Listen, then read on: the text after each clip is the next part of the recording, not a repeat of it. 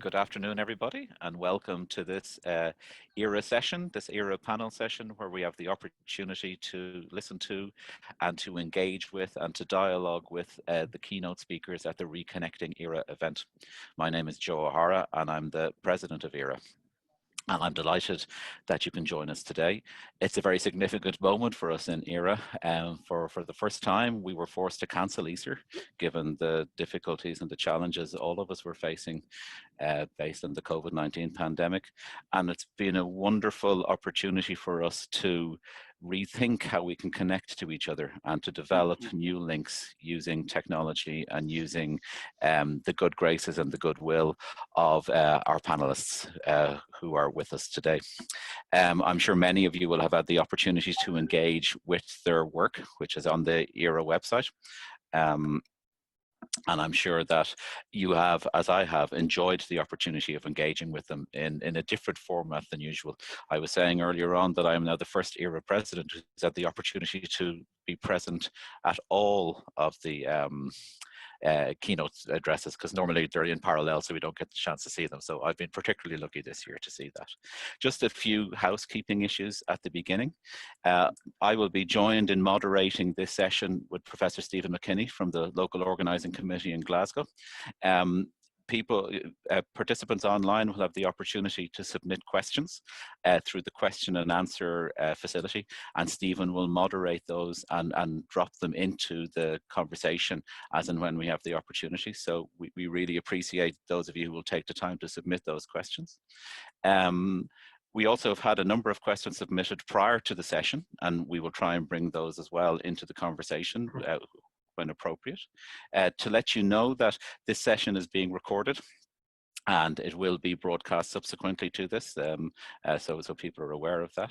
And the session will last for approximately 1 hour. Not particularly hard or fast hour, but approximately 1 hour to give you some idea of the commitment in relation to your own viewing of it. The format is very similar to the format that we use in the live ESER conferences. Each of the presenters will have the opportunity to present a 2-minute summary of what they've of their keynote presentation. They will then engage with each other and hopefully start a dialogue around ideas and areas and issues. And then there'll be an opportunity for the wider audience to contribute to the conversation. So without further ado, I'm happy to introduce the panelists who we have with us at the moment. We are joined by Ramon Flecha, and Ramon is Doctor Honoris Causa of the West University of Timisoara and Professor of Sociology at the University of Barcelona.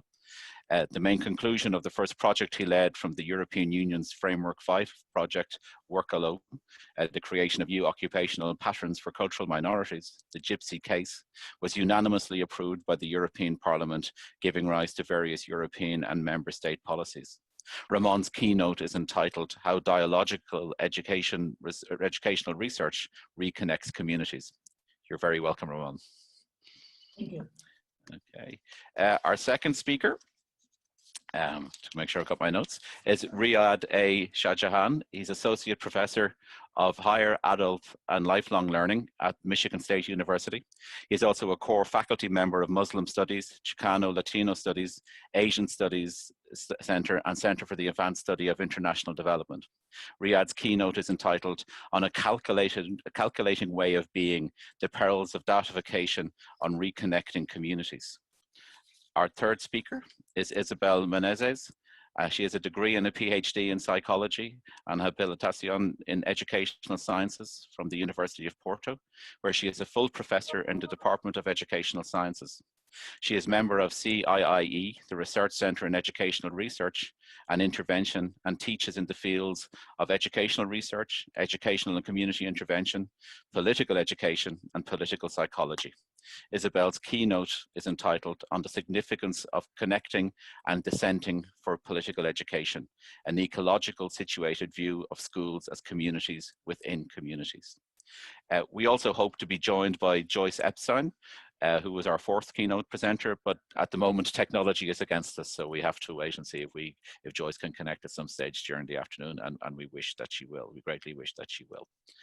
So Without further ado, perhaps I could invite the person who is first on my list, who is Ramon, to give us perhaps a 2-minute summary of, if possible, of his wonderful keynote presentation. Thank you very much again to the organization and to all participants for this opportunity to engage in this excellent dialogue. Now, to give you some highlights in 2 minutes, I think the best option is to borrow an excellent summary of my presentation made by a brilliant scholar, Professor Rupert Weberith.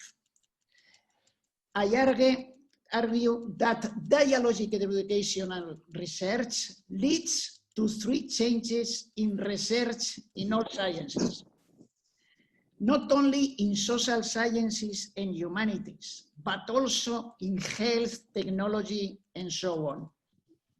First point, the co-creation of knowledge through dialogue between researchers and citizens. Researchers providing previous scientific evidence to this dialogue, and citizens contributing their own diverse experiences. Second point, reconnecting communities by taking into account all voices.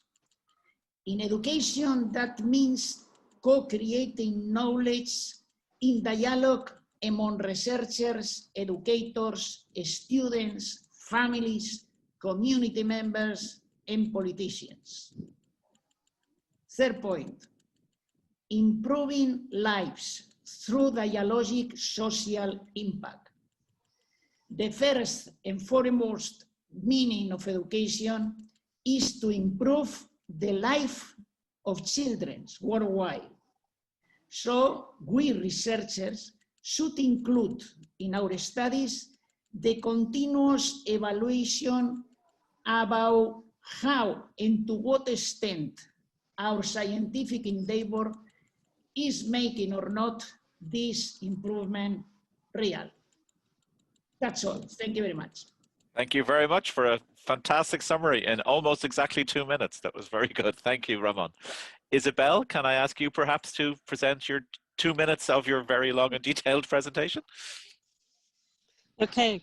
Hi, everyone. It's really a pleasure to be here. I particularly want to thank Stephen and Joe by this wonderful opportunity to discuss the work we've been doing, and also to congratulate my colleagues, because I was really so very interested to listen to their talks and their presentations. I am, as you have noticed, in a garden in the middle of Portugal, which means that I take communities very seriously, and I'm in the middle of one. So sometimes you will see people passing by. The 3 major points I wanted to make with my talk were, of course, that communities matter. Communities are grounded, like the tree behind me, are grounded in larger communities. And this, of course, is an important message, because it helps us understand that to grasp the meaning of actions in everyday interactions, you have to put things into a larger context. And this was the first point that I wanted to make. And I think that this brings important implications. And I think this also relates very well. I'm sorry for immediately starting to make connections, but it's almost impossible. It relates a lot to what my other colleagues have said, both Joyce and Ramon, because of course, the implication of such a relational situated perspective is that you have to involve participants in the research that you are doing. The second point, of course, is the recognition that we kind of mystify communities as places of homogeneous collaboration. And this is not true. To deny that communities are also places of conflict, and this vision of conflict, of antagonism, is so very important. It's something that I wanted to stress, because this also helps when you're talking about a political education.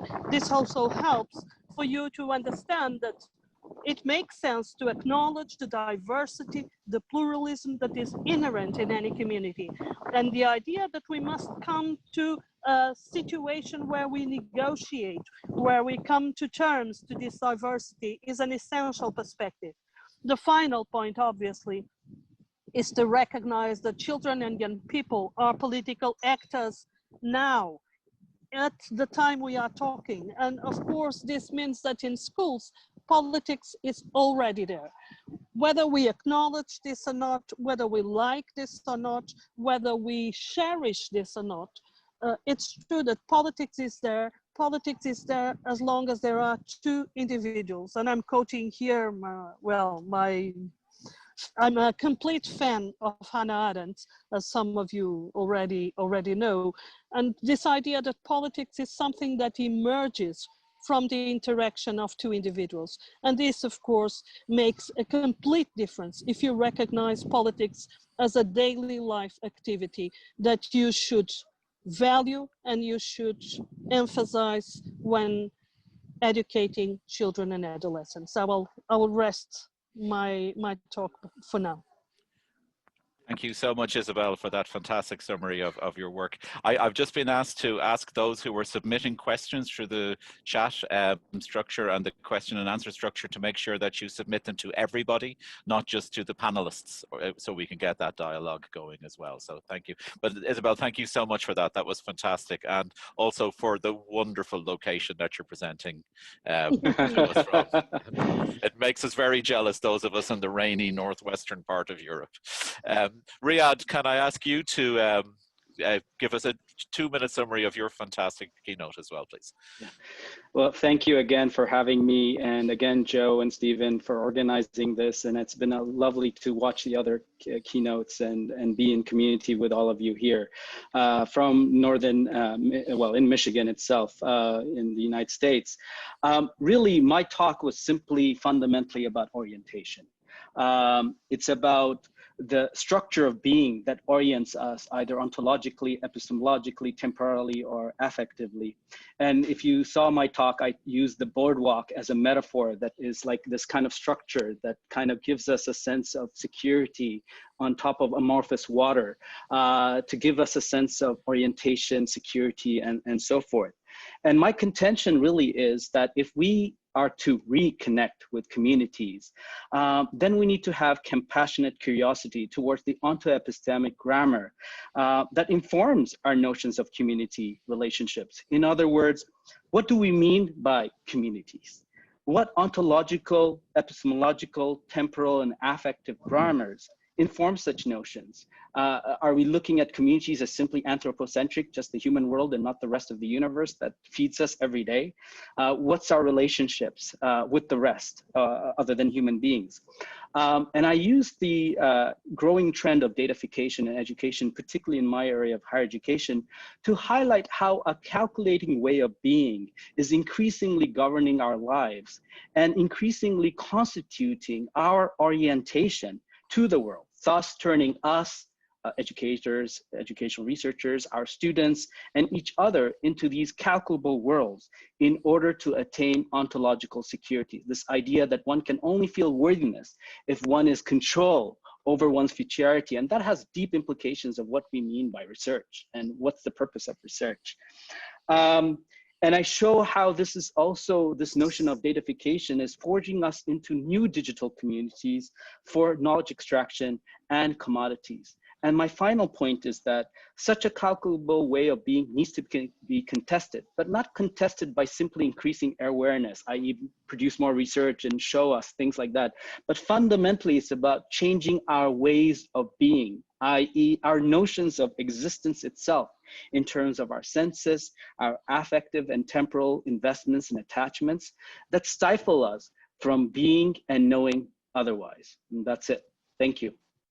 Thank you so much. That's a fantastic summary. I've been watching social media, and somebody said that I set you the impossible task of summarizing your rich keynote speeches in 2 minutes, but you've all managed to do it. So thank you very much for that.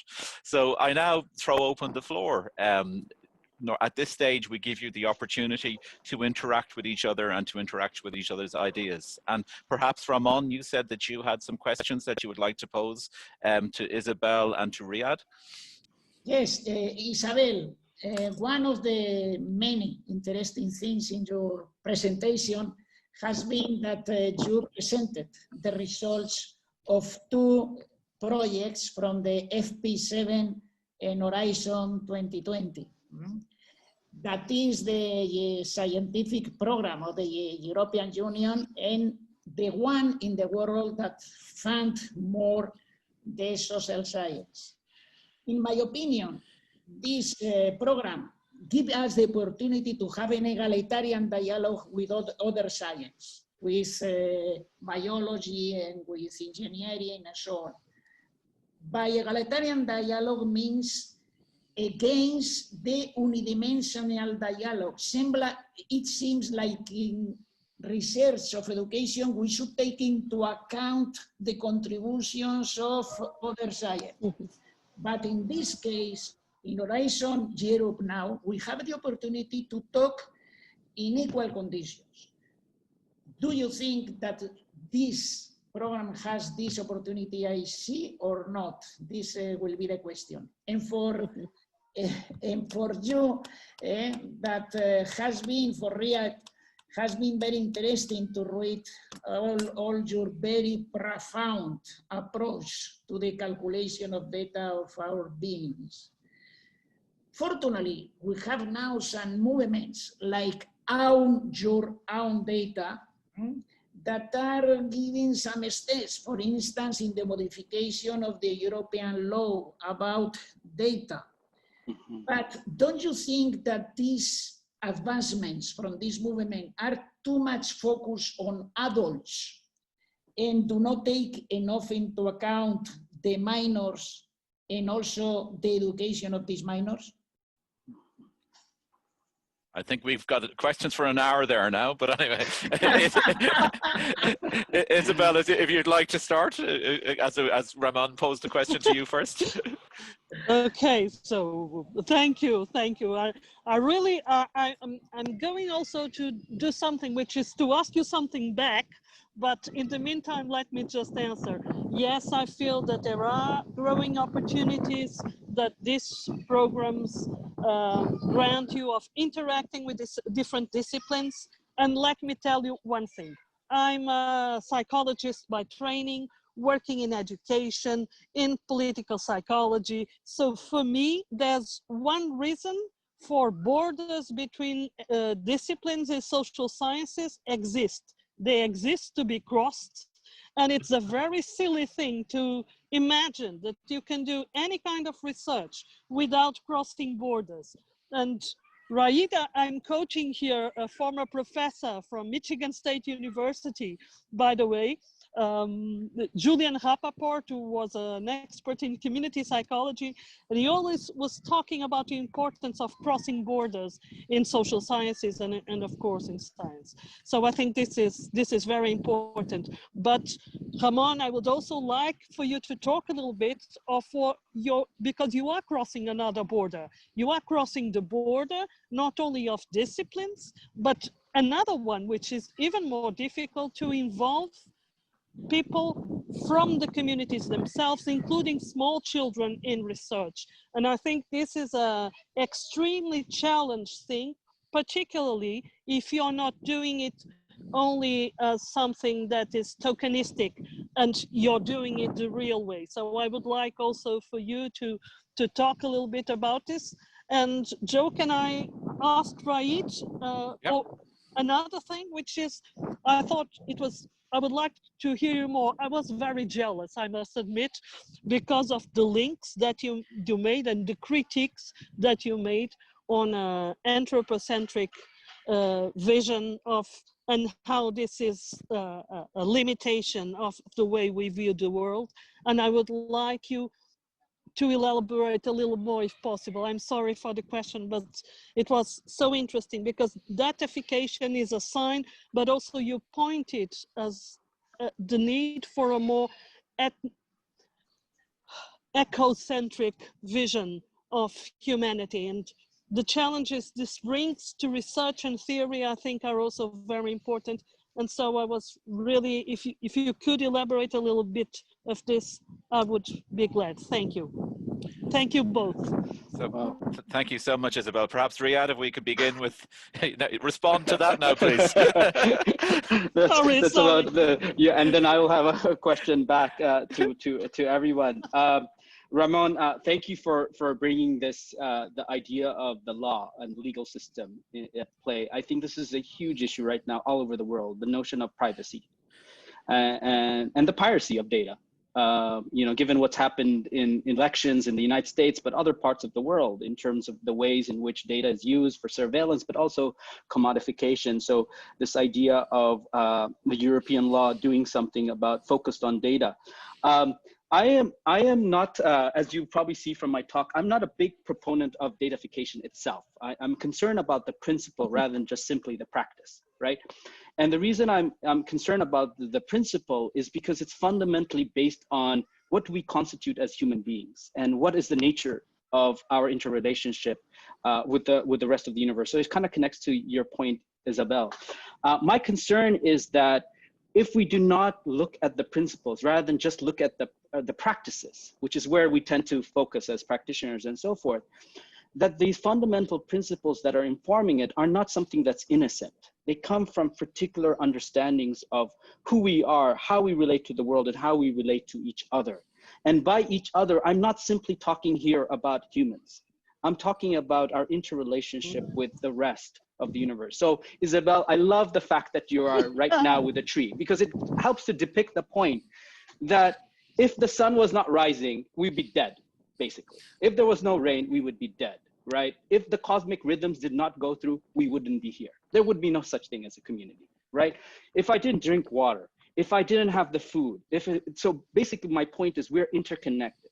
The fact that today we are connected through computers and so forth also mediates our relationships. In other words, there are relationships through technology that are other than human beings, like the laptops and so forth, that also mediate our relationship. So if we think of community as simply just human and human connections, we're missing a big, big picture. Now, my point also is that that idea of an anthropocentric notion of human beings is not shared around the world. That's my point. My point is coming from a particular geopolitical location that has histories with colonialism and so forth, right? And so it's like, so the metaphor that I used in my talk was, if we all think that the corn is yellow and we build structures around this notion of the world is full of corn is yellow and we should give everyone yellow corn. And this is a metaphor to draw from my dear colleague, Vanessa Andriotti at UBC, that those people who have been growing corn for centuries and thousands of years that were not yellow corn, actually, that has so many colors of corn, what happens to them?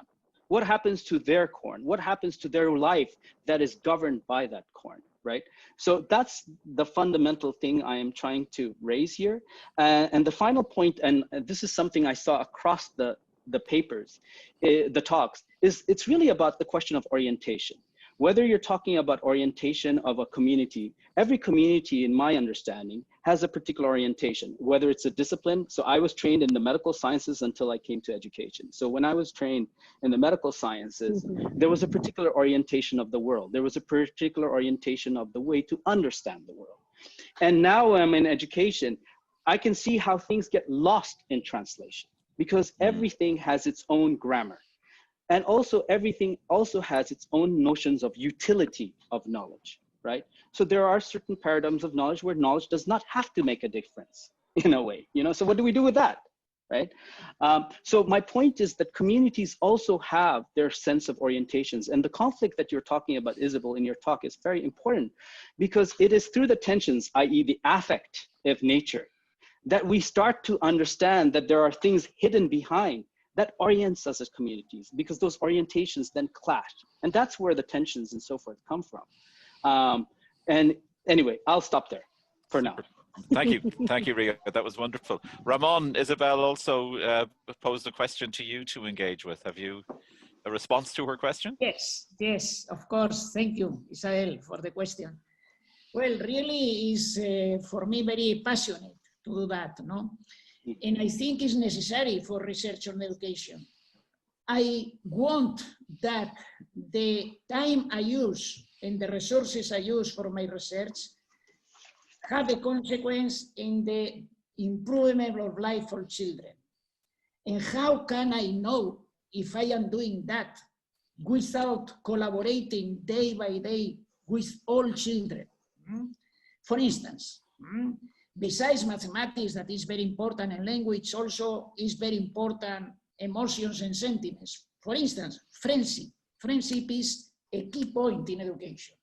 How can I know if those children have made good friendship with others if I do not talk to them in not only in the hierarchic way, but they reading also the research and presenting the research in the European Parliament, as some of them have done. So I think this is necessary, and I have seen in many presentations in this ether that many people are saying that we need to provide the necessary leadership of the research also to the children that are the subjects of our research. So that makes me very motivated for dedicating me to the research, because when I see one child, two children that have improved in their life, I say, yes, this is a right election to research and education. Fantastic. Thank you very much. 3 really interesting opening sets of statements. Stephen, have we questions from the wider audience that you'd like to feed into us? Yeah, we do indeed. We'll start with one from Debbie Cotton. Thank you very much, Debbie. Hope you can all hear me. And the question is for Isabel. And I'll summarize the preamble. You talked about fundamental neutrality that schools should observe, but my experience of researching, teaching of controversial issues is that neutrality in the classroom is very problematic. So the question is, Isabel, what does observing fundamental neutrality mean? How might teachers achieve it? And what are the limits to it? Okay. Thank you. Well, that's a $100 million question. Should I say that? Should I say that? But neutrality in this context, I'm quoting Martha Nussbaum on that, but I do agree that neutrality in some cases the school must have. A school cannot, in my opinion, cannot advocate for specific religious faith, unless of course it's a Catholic school or an Islamic school, and then you know what you get. But a public school, I'm concerned here with a public school, the state school, what we in Portugal and other parts of Europe call a public school, but a state school if you want. It has to be neutral from a belief-related point of view. And I do think that teachers have the responsibility to acknowledge there are diverse religious beliefs in the classroom, but they should be neutral in this perspective. This I truly believe. I understand very well that this is completely a tricky issue, because one thing is to be neutral, the other thing is to say, or to try to present a balanced way. The other thing is to say, let me give you an example. I'm resting here on a very interesting book back from the 80s. This is the part where when one is older, one tends to remind things from the 80s very, very easily. And this particular book, James Bean says, for instance, on the importance of friendship. Of course, a teacher can advocate for the importance of friendship, but he cannot say to Mary, you must be friends to Joe. And this principle that you can advocate for the principles of pluralism and diversity and respect for diversity, but then you cannot, in some cases, advocate for specific acts of specific children. And I think this is an important perspective. But the limits for the ideological commitments of the teacher, I think, should be also there. The teacher has an enormous amount of power, and I don't think that he or she should advocate specific beliefs inside the classroom. I do feel that this is a tricky, challenging, but I think that some epistemological vigilance, if you want, should be on the part of the teachers at every level. So this is the neutrality I believe in, which is also my belief, of course. Okay, okay. Joe, do you want me to continue? Yes. Yep. Okay, so this is the question I think Ramon would be best to answer, because some of the other questions are very specific to the other keynotes. But I think your answer to this would be very interesting. It's from Connor Galvin. Thanks very much, Connor. It's kind of two questions. I'll give you the first question.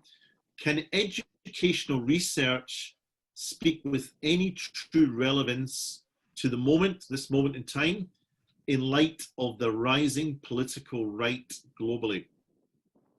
A tough one, another tough one. Of course, education is the main resource we have for teaching and educating how to live it together, different people, and the richness that's supposed to have different people in the same classroom and in the same school. So this is the best resource in order that children could, since the beginning, understand that it's a richness to have different people to them, working and having friendship with them. I think the education is the main resource in order to stop and overcome this racism and xenophobia at this moment. Okay, now let me just finish off with the second part of the question, which is, can our grammars hold in light of so many creeping insecurities in our working and personal lives? These are big questions. Yes, of course. Well, yes.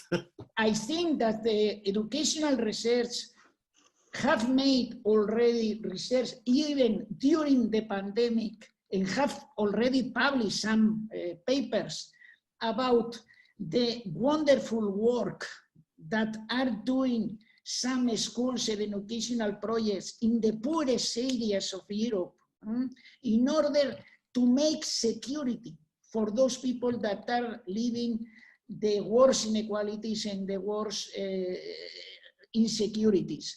So as the health researchers look at those possible solutions for the virus, for the COVID, we should look to those wonderful actions they are doing, families, communities, study how to make the transference of those actions to all barrios or neighborhoods in Europe and in the world. Thank you, Ramon. Just to throw that open to Isabel or Riyad, I don't know if you've any, I could see you both nodding away as Ramon spoke. Were there things you wanted to say, or have you any contribution to make to that too? Well, a quick comment. I think, I'm in the world right now of elections. And I think one of the things that we need to step back as educators is to move away from this notion that we're just simply rational beings. Okay, particularly when it comes to politics. It's a very affective process. It's all about the question of how we feel belonging, how we feel our aspirations, how our pride, how shame, guilt, all these things play a major role in terms of mobilizing communities, right? Ramon and I were just, before this talk, we were just talking about how messy is right now the big affective atmosphere in Barcelona. Or in many parts of the world, this idea of this attachment to this person and what it does for people. So similarly, when we're talking about politics, there's been studies shown here about the right, where many of these people are just feeling insecure by the politics that's going on and feel like their ontological security is at threat. And so when you have a feeling of threat and you feel a sense of insecurity, then you respond in particular ways, right? And this can be seen both in the left and right side. So I think what I'm trying to say here is move away from just simply thinking about research and education as something that's tapping, or that we're just tapping rational notions of being, but also to think about the affective nature of ourselves and the affective relationships that are shaping, so thinking, feeling, how they interconnect and how that's shaping politics and the uptake of research or not, or the uptake of what a community wants or not. And I just wanted to quickly add that, Ramon, you talk, there's a temporal dimension to what you're saying too. When you say something like you want to see a consequence. Now, consequences, the question is, from what time period do we see the consequence, right? Like, so if someone is planting a seed, and many researchers want to plant a seed and see a tree growing up overnight, and there's no such thing, right? But what happens if you're not planting a seed and not growing a tree, but rather it's a rhizome? So you can't see that it's actually infiltrating and making changes. So would that be a valid research if it's a research that you cannot see, but making a difference, but you can't actually see it or feel it? What happens to that kind of research? Anyway, I'll stop there. Okay, thanks. And Isabel, given that you have a tree behind you, you're the right person to answer. Let me just say two things that I think are important. The first thing, it relates to both the questions, I feel, is that we need more research regarding young people engagement with radical politics, including, of course, right-wing politics, but also left rhetoric. And I think this is of the essence, because it's not enough to say they are wrong. They are, well, particularly those in the right wing, I feel, but they are wrong. But we must try to understand what kind of thinking, what kind of feeling is connected with this. And this, of course, has another important, I was rereading, during the pandemics, I was rereading a text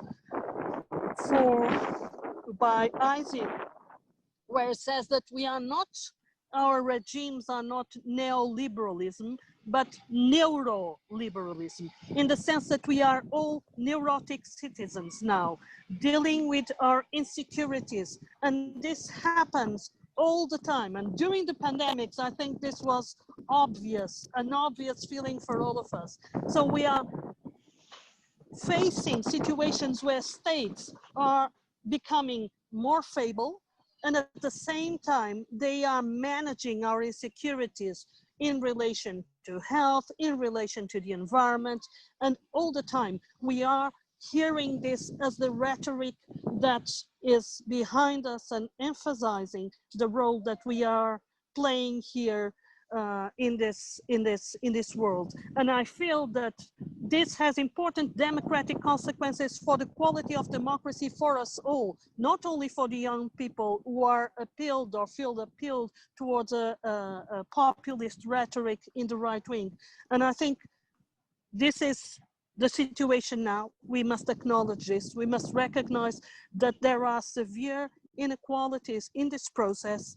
It's clear that this populist rhetoric appeals to some groups more than others, but we must do research to understand this better. Even if I of course agree with both Ramon and Raid, of course it's not possible to expect that you can change this for tomorrow. But I think that we must understand better what is going on. And we also must, as educational researchers, I think that we must also advocate for politicians to behave differently, because this we see across the world. I think that politicians tend to act on rhetorical and populist discourse the whole time, even if they are not populists, and they are appealing to the fears that people have all the time. And this must be denounced, must be exposed, and I think we have also a role in this. I'm sorry, but this is of course a very important thing, particularly in Europe, because, well, of course in the United States, I know it's also the case, but in Europe, we see this happening for decades, and it's time that we start taking this more seriously, I think, than we have. Talking with teachers from all over Europe, my feeling is this is a major problem inside classrooms now. So either we take this seriously or we're going to lose it in the near future. Thank you very That much was for that. it, sorry. That's really good. Could I jump in there with a question? One of the things when I was watching the three of your presentations, it struck me the way you thought about community. And both Isabel and Ramon spoke about, well, Isabel in particular spoke about the idea of the dangers of the homogenous community, that it could be an exclusionary reality. And I think part of Ramon's paper spoke very much about how do we include multiple voices in the conversation about community, and that came through Joyce's paper as well. And Riyad, one of the things I really liked about it was the way you discussed the calculating way of being, and in some ways it's about security and identity and having control and the capacity to be part of, if I could say, a community that's in control of itself. So is that a shared idea in terms of community? How do you see community, and how do you understand community both as a positive and perhaps as a challenging concept? And I'll throw that open to anybody. So as I was saying earlier, to me, there is no community without a set of orientations. An orientation like a boardwalk, like any community coming together has to have some sense of a shared imaginary, you know, in terms of where they come from, where they're going, or a shared imaginary to spatially, like a location, you know, like a particular space, a particular land, or a set of histories of where they came, where are they going. So there's that notion of orientation. But what's happening now, and that's what I'm trying to highlight, is that yet while we may have autonomy over this so-called producing communities, and I get Isabel's point about tensions with communities, because again, as I pointed out, it's the conflict of orientations, like, you know, what is my history? Or it creates that conflict, or where are we going? That creates conflict. Or this notion of how do I belong, or how do I feel? All those things play a role. But what I was trying to point out is that there is a particular type of being that is currently being privileged, particularly in the educational realm, and that's very invisible because, again, it's in these laptops, you don't see it, but in a way are calculating, are shaping through algorithm governance our lives. So our lives are being codified. They're being codified into algorithms that are reconstituting our relationships with each other. And we're just, we may not be aware of it, or we're aware of it, but because of the security that it provides, we accept it. And so I think one of the points I want to make is we need to move beyond just communities as in person, but also think about digital communities, right? So when I was in Hong Kong in November, most of the protests didn't take in person. It was happening through cell phones. They were texting each other. If you look at, like, for instance, when I was looking at the protest that was going on in front of the Barcelona stadium, yes, there were people, but most of them were texting each other, you know? So people are mobilizing and connecting. And then if we're talking about the youth, there's a kind of digital community that needs to be part of this conversation, right? And these digital communities, as researchers have shown, are not static. They're organic, they change, they come, they're connected through hashtags, they're connected through retweets, things like that, right? So I think when we talk about community, I'm trying to talk about community, not just first the anthropocentric, but also digital communities and how that has implications through which we connect and talk to each other and so forth. Anyway, I'll stop there. Thank you, Riyad. Ramon or Isabel? Ramon, perhaps? Yes, of course. Well, I agree with Riyad about the importance of the digital community. In fact, if we look now, during the pandemic, which schools have been more successful? And successful in the objectives all of us we have, to have relationships and to have success in learning and so on, are those communities that understand themselves, learning communities that understand.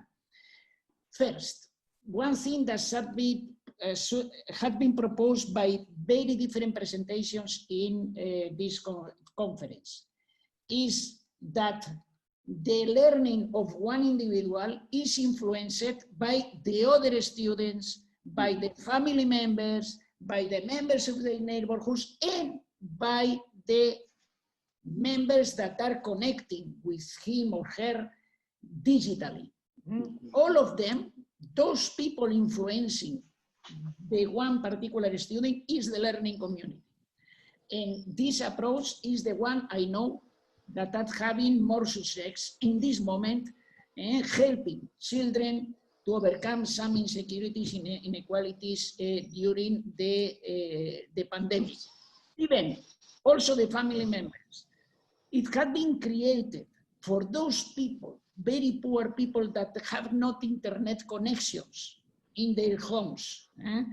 Has been created, on the one hand, one help to provide them during the pandemic with this connection, but also with the connection through their mobiles, their personal telephones, in order to have information about the COVID. Talking about the consequence, about what time of the consequence, some of the consequences will come 10 years later, but some of the consequences are coming now in the poorest areas and are helping now to those people.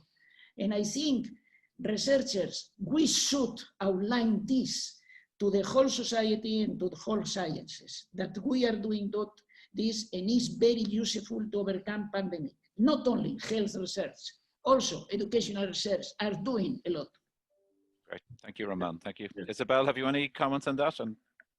Well, maybe just one thing that I would like to emphasize, this idea that in my perspective, are you listening to me? Because there's a little bit of noise in the surrounding, yeah, it's okay? No, it's perfect, thank you, yes. Okay, great. So the thing is that my issue is I wanted to emphasize maybe two things that I think are important. The first is this idea of diversity, of heterogeneity within a community. Is also to, for instance, one of the comments here that I was reading was students with disability.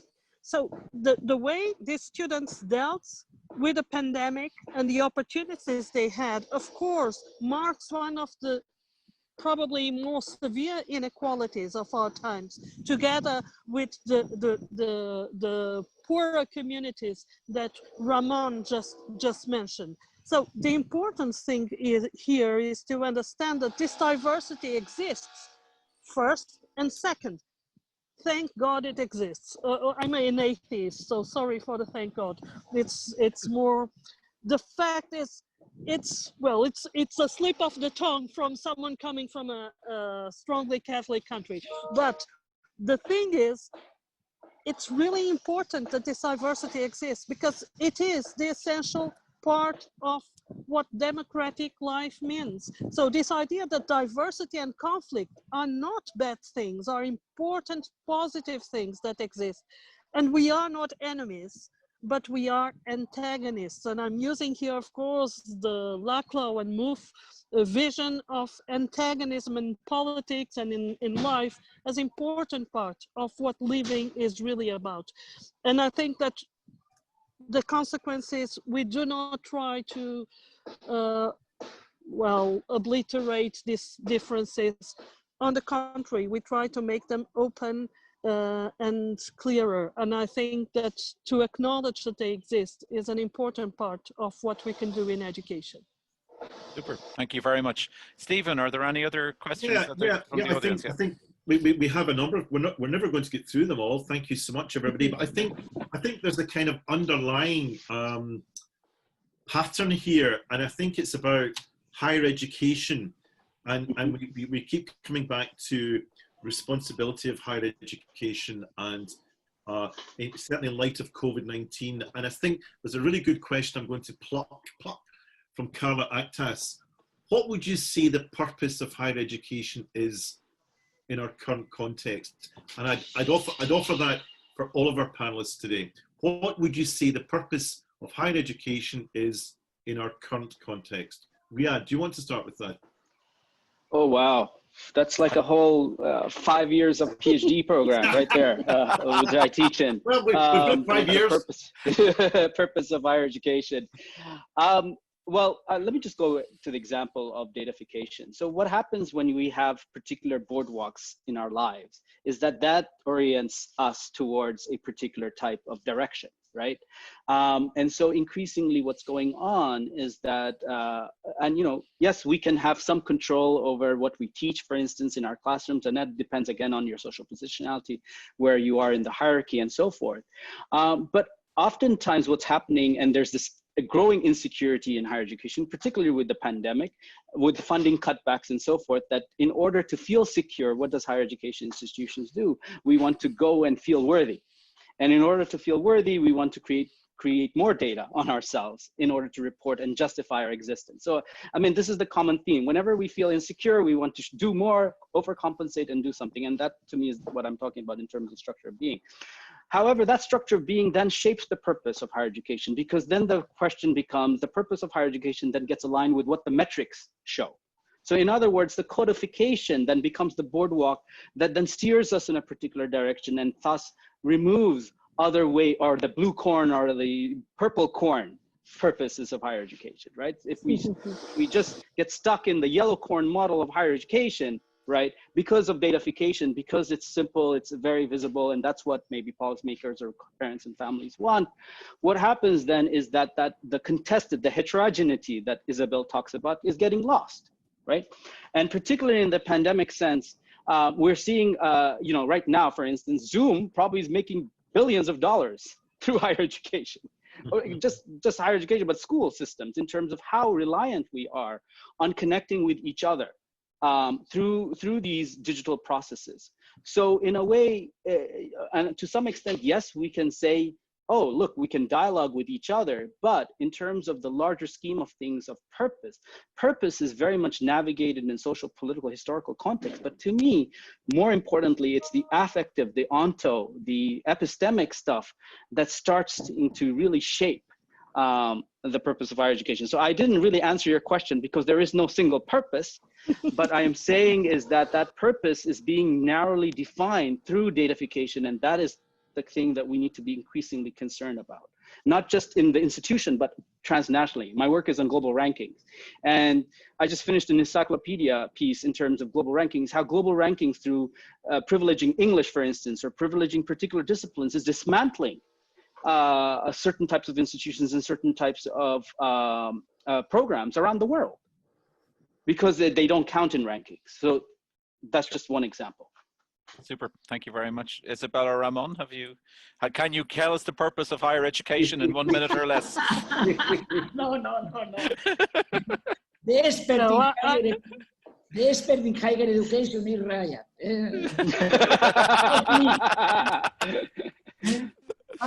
I would just like go ahead. to say something. Huh? Sure, go ahead, Isabel. Okay, because I think that there are some things that higher education institutions can do as grounded in their own communities. They can do what they do best, to train students, to develop knowledge, to interact with their communities. But I also think there's something that they must do. They must have a say. The universities, higher education institutions are always powerful institutions. I know that Riyadh has said, and is right, that of course my university is not as powerful as Cambridge University. And there are the relative values of university. But in the communities, universities are powerful institutions. And as such, they must try to make it say and again advocate for those who have less power. I think that this is an important part of the mission of universities, and maybe we should take it a little bit more seriously than generally, well, rectors, I'm afraid, that tend to disregard this notion that I think is important. And this is probably more important than just saying, okay, we have cuts in funds. Of course we do, but we also have a say that we can make public and defend the rights of those who are deprived in the community, who are in fact less affluent and even disenfranchised by these pandemics. And I think this is an important part of what we should do. Super, thank you. Ramon, did you have something you wanted to say there? Or Yes, just to remember, an educator I love, Paulo Freire, used to say, we always should transform difficulties into possibilities. I know we are in a very difficult situation, but even in these situations, we can do things and we are doing things. For instance, EERA are organizing this conference. No? I think it's very important to create a community of higher education in the world, of all universities and so on, and to respond, as Isabel said, to the needs of the communities, larger communities where our universities are. We have a social responsibility towards what is happening around us. So I think we can do things. Some of you are doing things, and we will do still more in the next future. Super. Can we take one more question, and then we'll give each of the panelists an opportunity for one more comment, and then we'll draw it to a close, because amazingly, we're nearly an hour into the conversations, which is extraordinary to me. But anyway, there we go. Stephen, have you one more question for us? That we could... The time has flown. It's extraordinary, as Joe said. So here's a question. Again, it's quite a broad question, but it's a very topical question. I'm going to kind of adapt it from Richard Pelton. Thank you very much, Richard. In what ways can campus communities overcome the fissures developing or problems developing the lack of traditional interaction of face-to-face learning and instruction in both secondary schools and, of course, campuses of higher education? And this is being caused by the transfer of classes or lessons to virtual and online formats. So we're all facing this at this moment. It's a big question. We just need a few ideas from you. Who wants? Isabel, would you like to start this one?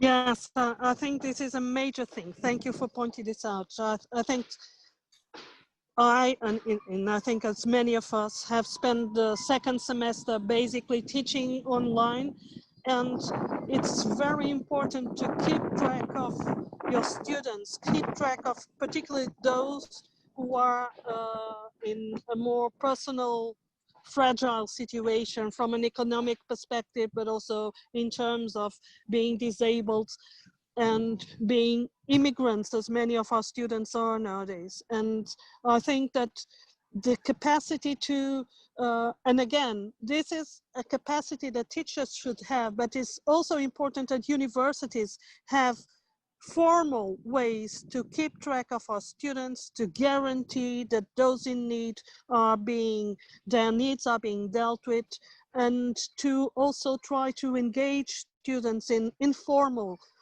communities. Using things like social media, for instance, Facebook groups that can be used, or Instagram that can be used to make them connect and make them follow up what is going on. I think this is very important to create this, but both informal ways and also formal ways, because the university has the responsibility towards their students. But this is a very important thing. Thanks for stressing this. Okay, great. Okay. Riyad or Ramon, one of... Well, if you like. Yes, yeah. Well, Mike. Well, I totally agree with Isabel, and I think it's very important in this move to more emphasis on online relations to keep what Riyad have insisted, not only the rational in the narrow sense, but also the affective, both, like in the concept of dialogue. In dialogue research education, we consider not the reduction Socrates made to dialogue, to logos, as rational in the narrow sense, but including everything of the human relation, like in dialogue between students in the classroom. They include in the dialogue all dimensions of the human life. So this should be done now in online, and educational researchers and educators are the ones that could teach the other professors of a university about how to do that. Thank you. Yeah, thank you for that question. It's funny you talk about online learning. One of my PhD students said something that was very profound. He said, the online setting provides this notion or illusion of proximity, in the sense that you and I right now are connected in 4 inches from each other, if you look at the screen, right? Which you would not do in a classroom. You wouldn't go look at your student 4 inches away. So there's that kind of proximity. There's a proximity in the sense that when we see our students in a classroom, you see them full body physically and so forth. Now we're just seeing each other from up here to there, which is very interesting, creates a Cartesian dualism here, right? But the third point that I want to make here is that we're also becoming intimate in a way. Like you're now in my home, you're seeing my home. I would never see my students' homes before, right? So it's a kind of paradox. On the one hand, we're close, we're distant physically, but there's a different type of proximity that is being introduced. So, and the final point I want to make is that community is a temporal thing. It's about time. And what's happening with online learning is that it is rupturing time in a certain way. In other words, there's so much, like we were just talking about earlier, that how long can you stare at a screen? I mean, that limits the community formations right there, right? So there's temporal elements which are embodied that also limits the way we can have a dialogue or not. So one thing I would recommend to all of our participants and ask the question, how can we be gentle with ourselves instead of trying to do more? How can we be lazy and slow down instead of trying to do more? Because to me, unless we slow down, where is community? Brilliant, thank you, super. Yeah, great points. So we'll draw it to a close. Have you any final comments or any final insights, anything you'd like to say to conclude our session today? Just to thank you in this difficult situation to organize this event.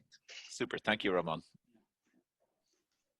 Yes, Isabella, the same. Thank you. My tree is letting leaves fall onto me, so but I think she survived the experience, and me too.